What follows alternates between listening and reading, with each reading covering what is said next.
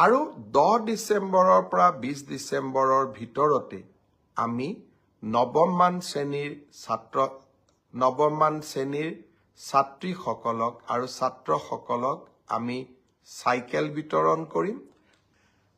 অসমত অহা কেইটামান দিনত আমি কেইবাটাও নতুন ব্যৱস্থা বা নতুন কাৰ্যসূচী আৰম্ভ কৰিম। 10 ডিচেম্বৰৰ পৰা 20 ডিচেম্বৰৰ ভিতৰত 10টা দিনত আমি 5টা কাৰ্যসূচী ৰূপায়ণ কৰিম। পোনপ্ৰথমে বিগত বানপানীত যিসকল লোক ভীষণভাৱে ক্ষতিগ্ৰস্ত হৈছিল তেওঁলোকক আমি সাহায্যসমূহ বিতৰণ কৰিম। তাৰ পিছতেই মাইক্ৰ' ফাইনেন্স লোন ৱেইভাৰৰ আমাৰ যিখন আঁচনি সেই আঁচনিখনৰ অধীনত 50,000 টকালৈকে ঋণ লোৱা আই মাতৃসকলক আমি নো অবজেকশ্যন চাৰ্টিফিকেটসমূহ বিতৰণ কৰিম। এই সময়ছোৱাৰ ভিতৰতে হাইস্কুল শিক্ষান্ত পৰীক্ষাত ডিষ্টিংশ্যন সৈতে পাছ কৰা ছাত্ৰ ছাত্ৰীসকলক আনন্দৰাম বৰুৱা বঁটা আমি প্ৰদান কৰিম।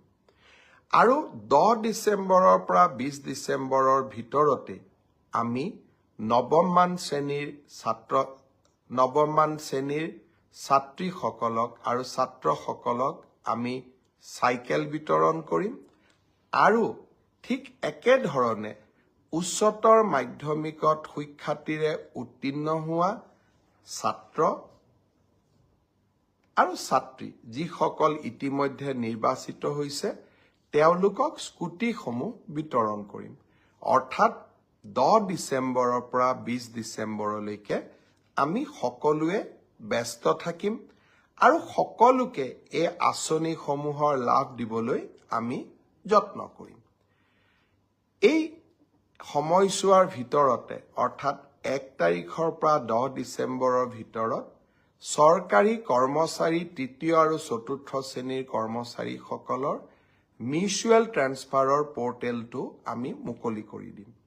এতিয়া কামৰ সময়, নিৰ্বাচনৰ সময় আমি পাৰ কৰিলোঁ আৰু এইকেইটা দিন আমি সকলোৱে চৰকাৰী কাম কাজ, ৰাজহুৱা সেৱাত আমি ব্যস্ত ৰাখিম।